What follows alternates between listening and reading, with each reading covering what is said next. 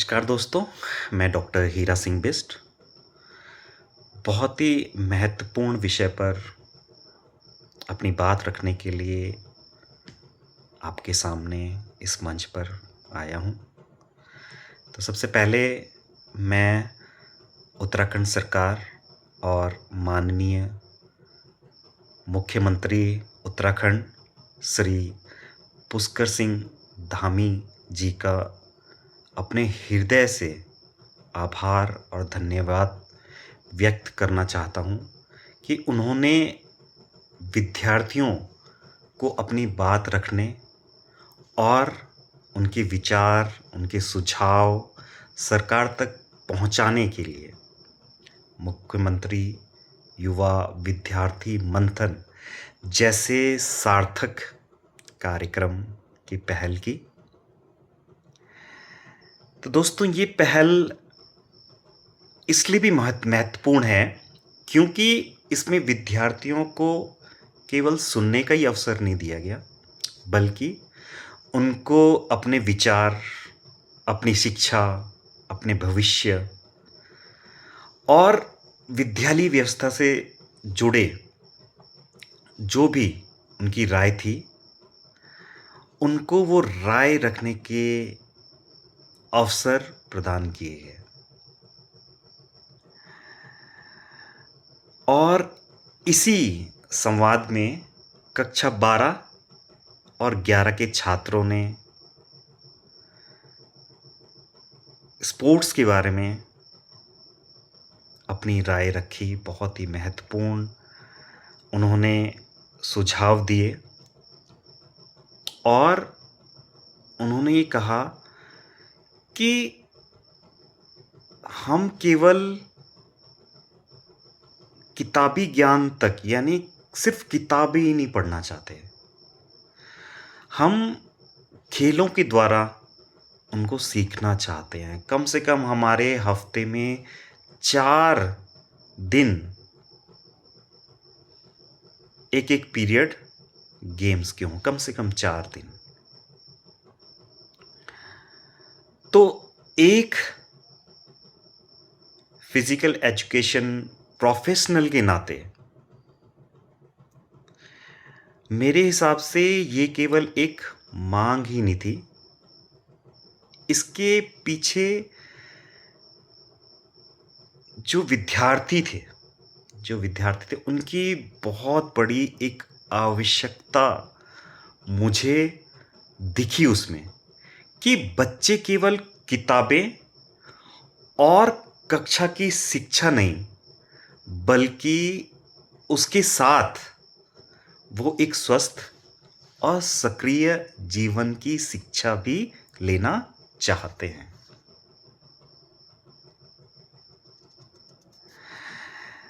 तो मेरा ऐसा मानना है कि उत्तराखंड के हमारे सभी स्कूलों में फिजिकल एजुकेशन अनिवार्य रूप से लागू होनी चाहिए।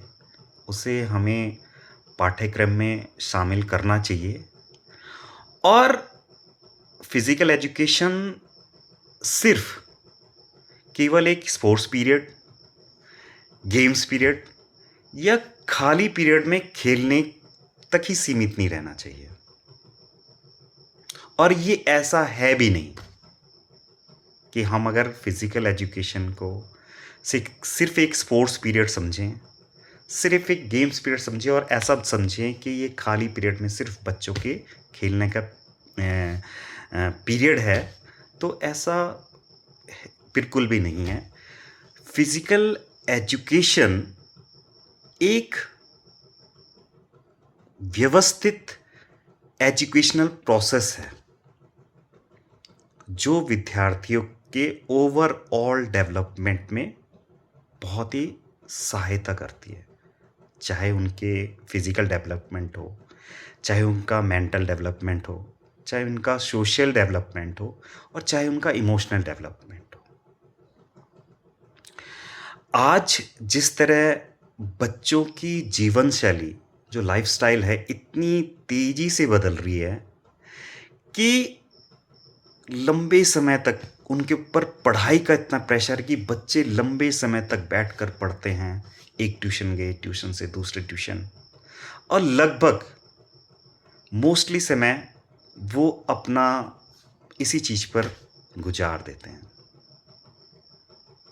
और जो खाली टाइम मिलता है उनको उसमें वो स्क्रीन टाइम और आउटडोर एक्टिविटी कहीं न कहीं, या फिज़िकल एक्टिविटी कहीं न कहीं उनके जीवन से कहीं न कहीं कम हो रही है। और ये कम होना उनके पढ़ाई के प्रति दबाव को दिखाता है। तो इस सिचुएशन में हमें फिज़िकल एक्टिविटी की जो आवश्यकता है वो कहीं अधिक बढ़ जाती है।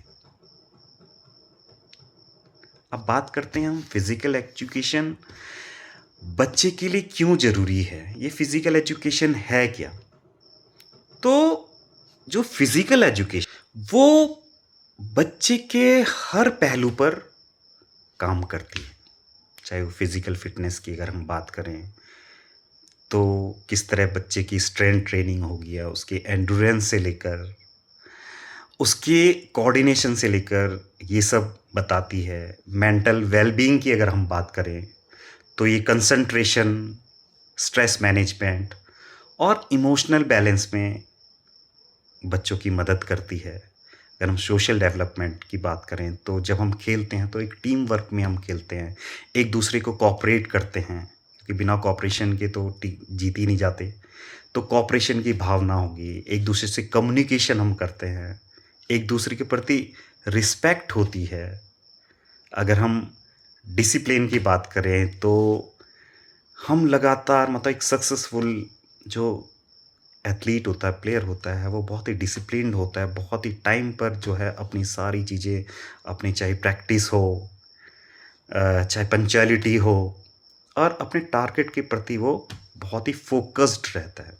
अब कॉन्फिडेंस की बात करें, तो हर चुनौतियों के सामने करने के लिए और अपने अनसक्सेस से वो क्या सीखता है, क्या सीखना है उसने, ये सिखाता है। हम इसमें लीडरशिप की अगर बात करें कि किस तरह हम डिसीज़न मेकिंग होती है हमारी, किस तरह हम जो है हमारी रिस्पॉन्सिबिलिटी, लीडरशिप क्वालिटीज़, ये सब, चाहे हम हेल्दी लाइफ़स्टाइल की बात करें कि हमने हेल्दी लाइफ़स्टाइल कैसे रखना है, स्वस्थ रहने के लिए हमें किन-किन आदतों की ज़रूरत है। तो ये सारी क्षमताएँ जो है एक फ़िज़िकल एजुकेशन कहीं न कहीं बच्चे को सिखाती है। अगर हम उत्तराखंड की बात करें, तो उत्तराखंड की इस धरती ने हमें बहुत सारे अंतर्राष्ट्रीय ओलंपिक स्तर के मेडलिस्ट प्रदान किए हैं। जैसे वंदना कटारिया हो गई, लक्ष्य सेन हो गए, मनोज सरकार, मनीष रावत, नितेंद्र सिंह रावत जैसे अंतर्राष्ट्रीय ओलंपिक स्तर के खिलाड़ी उत्तराखंड की इस धरती ने दिए हैं। और जो एक ओलंपिक या कोई भी सक्सेसफुल खिलाड़ी होता है, वो एक दिन में नहीं बनता। उसकी यात्रा कहीं न कहीं शुरुआत होती है एक खेल के मैदान से, अपनी पहली दौड़ से, अपने पहले खेल से, पहली प्रतियोगिता से, और सबसे महत्वपूर्ण है अपने फिज़िकल एजुकेशन टीचर की नज़र से। आज किसी छोटे से पहाड़ी स्कूल में मैदान में खेलने वाला कोई भी बच्चा कल उत्तराखंड का अंतर्राष्ट्रीय खिलाड़ी बन सकता है। लेकिन इसके लिए केवल प्रतिभा ही नहीं, बल्कि समय, सही मार्गदर्शन और अच्छी ट्रेनिंग का अवसर भी दिया जाना चाहिए। और इसको वो फिज़िकल एजुकेशन से आराम से अचीव कर सकता है। फिज़िकल एजुकेशन जब वो पढ़ेगा, तो इन सब चीज़ों के बारे में सीखेगा, तो वो अपने टारगेट को ईज़िली अचीव कर पाएगा। और फिज़िकल एजुकेशन सिर्फ़ अच्छे खिलाड़ी देने तक ही सीमित नहीं है, अच्छे खिलाड़ी बनाने तक ही सीमित नहीं है। क्योंकि हर कोई लक्ष्य सेन नहीं बन सकता, हर कोई वंदना कटारिया नहीं बन सकता। तो इसका उद्देश्य केवल अच्छा या अच्छे खिलाड़ी बनाना ही नहीं है, यहीं तक इसका उद्देश्य सीमित नहीं है। हर बच्चा स्वस्थ रहे, हर बच्चा फिज़िकली एक्टिव बने, हर बच्चा अपने शरीर और स्वास्थ्य को समझे, हर बच्चा फ़िटनेस और हेल्थी लाइफ़स्टाइल का महत्व जाने। ये निश्चित रूप से इस शिक्षा का हिस्सा है। इसलिए स्पोर्ट्स और फिज़िकल एजुकेशन को एक समझना उचित नहीं है। स्पोर्ट्स में परफॉर्मेंस, स्किल और कंपटीशन पर अधिक ध्यान दिया जाता है, बल्कि फिज़िकल एजुकेशन में इस पर तो ध्यान दिया ही जाता है। इसका उद्देश्य, जैसे मैंने पहले बताया, कि बच्चे का ओवरऑल डेवलपमेंट होता है, चाहे वो फिज़िकली फ़िटनेस की हम बात करें, चाहे मेंटली हेल्दी हो, या वो सोशली या इमोशनली वो किस तरह डेवलप हो, हम इसमें फ़िज़िकल एजुकेशन में उसकी बात करते हैं। और स्पोर्ट्स फिज़िकल एजुकेशन का एक हिस्सा है, एक पार्ट है।